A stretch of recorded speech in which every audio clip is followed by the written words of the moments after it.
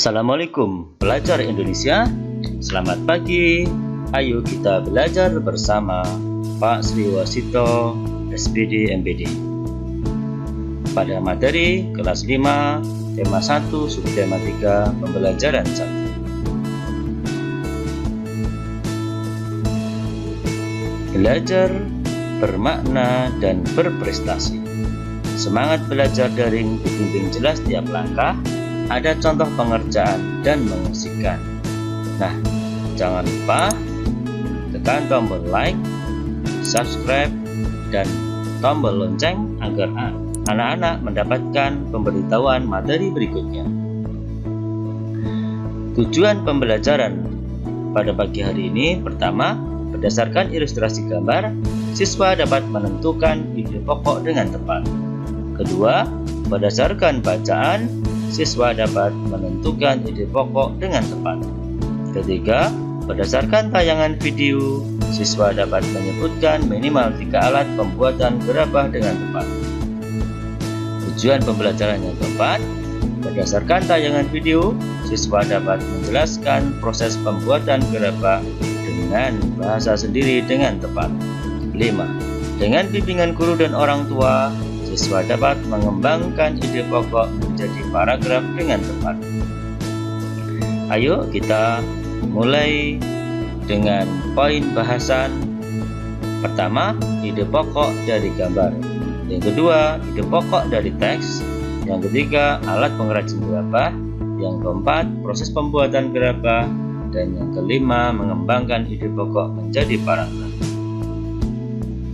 Ayo kita belajar yang pertama, mengembangkan ide pokok dari gambar. Perhatikan gambar yang tampil berikut ini. Terdapat anak perempuan sedang memikirkan gambar. 1. Ada tanah liat di papan. Yang kedua, tangan terampil memproses tanah liat menjadi gerabah. Dan yang ketiga adalah hasil dari gerabah.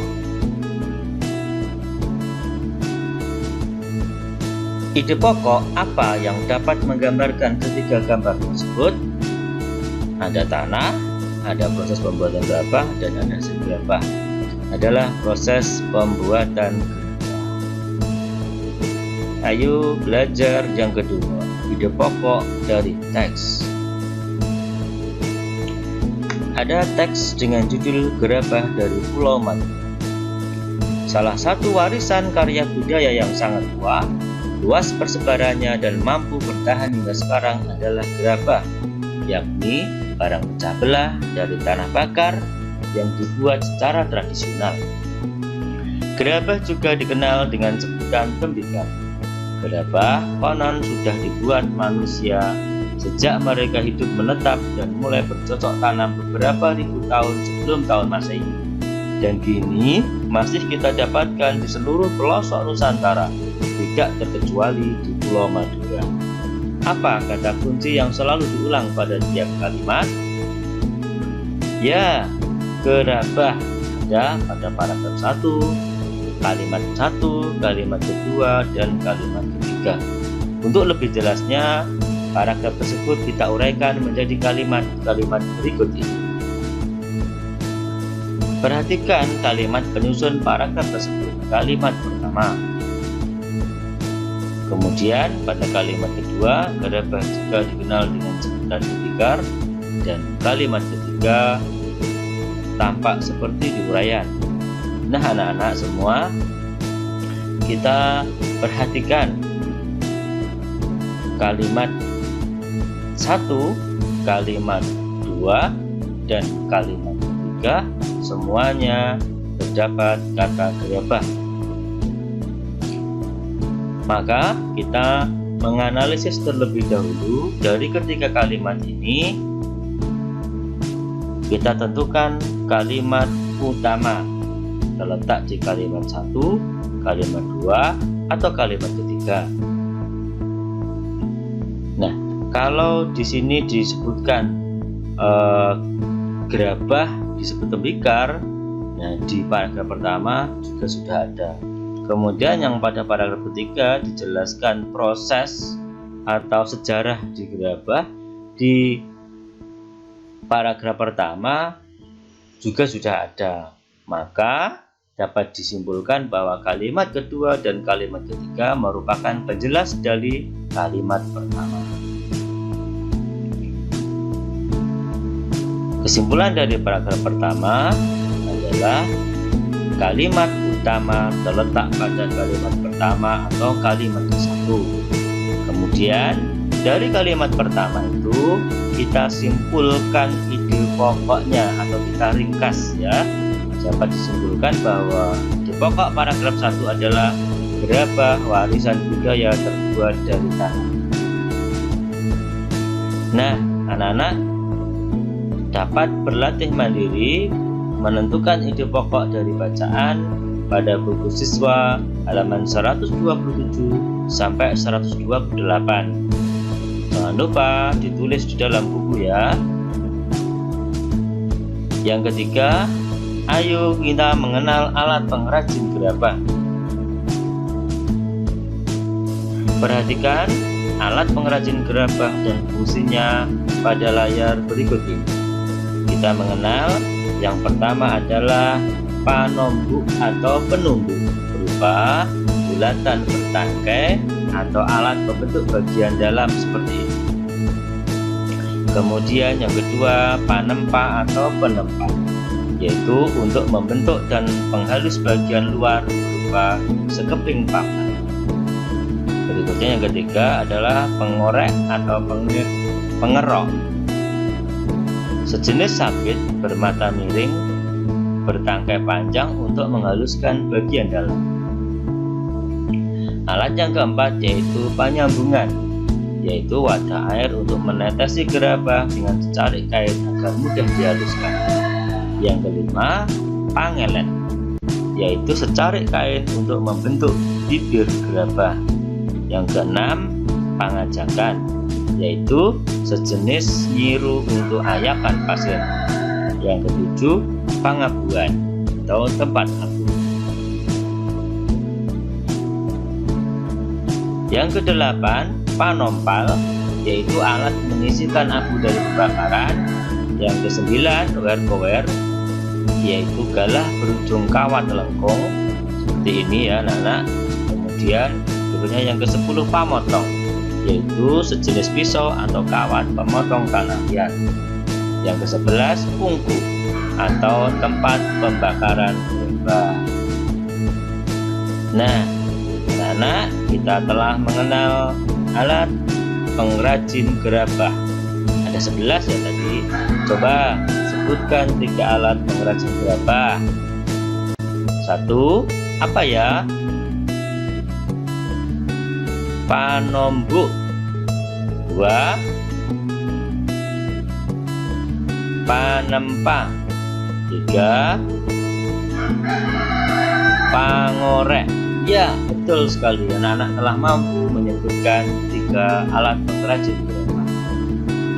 Yang keempat, ayo belajar proses pembuatan gerabah. Seperti apa ya? Ada setidaknya 8 proses dalam pembuatan gerabah. Pertama, menyiapkan bahan berupa tanah liat. Kedua, mengaduk tanah liat dengan dicampur air. Ketiga, setelah jadi adonan, diambil perbongkahan untuk dibuat bentuk kasar.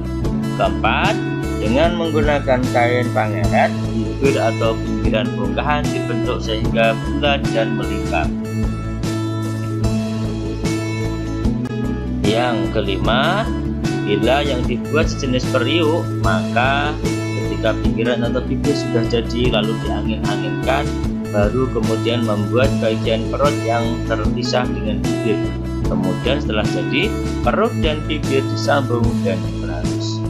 Keenam, bila yang dibuat bertelinga atau bertangkai, maka dibuatkan telinga atau tangkai untuk kemudian ditempelkan atau digabungkan dan diperhalus. Ketujuh, setelah halus dan diteliti kesempurnaannya, kemudian dijemur atau dibakar hingga benar-benar kering. Kedelapan, langkah terakhir setelah kering adalah dibersihkan. Namun untuk beberapa daerah ada yang masih penyempurnaannya dengan cat yang berasal dari. Berikut video pembuatan gerabah. Agar lebih jelas, anak-anak dapat menyaksikan video berikut ini.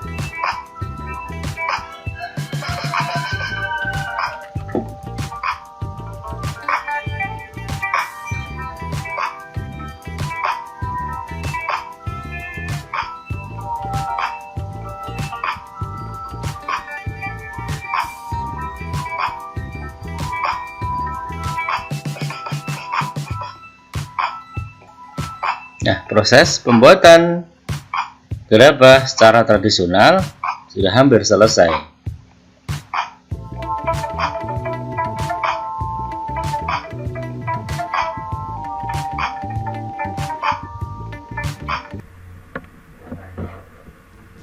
Yang kelima, mengembangkan ide pokok menjadi paragraf.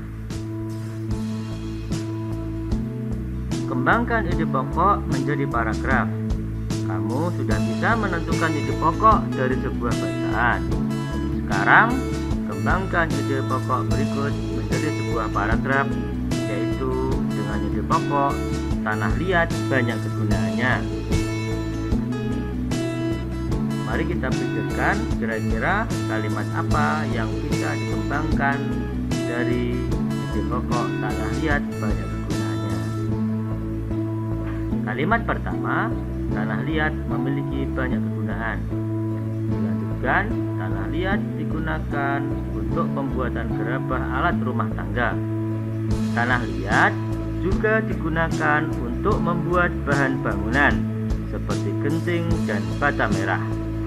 Selain itu, tanah liat juga digunakan sebagai benda hias seperti keramik, vas bunga, dan pot anggrek. Nah, anak-anak, kita sudah berlatih bersama mengembangkan ide pokok menjadi sebuah paragraf. Selanjutnya, anak-anak kembangkan ide pokok menjadi paragraf dengan proses pembuatan gerabah dari tanah liat. Ditulis di buku ya, setidaknya ada 4 kalimat. Kemudian, ide pokok berikutnya, macam-macam peralatan yang terbuat dari tanah liat. Ini dapat dikembangkan juga menjadi beberapa kalimat. Nah, anak-anak, kita semua telah selesai mempelajari tentang ide pokok dari teks maupun dari bacaan. Kemudian kita mengenal alat gerabah dan proses pembuatan gerabah, dan terakhir mengembangkan ide pokok menjadi paragraf. Terima kasih atas belajar semangatnya hari ini, dan kita bertemu pada pertemuan berikutnya. Assalamualaikum warahmatullahi wabarakatuh.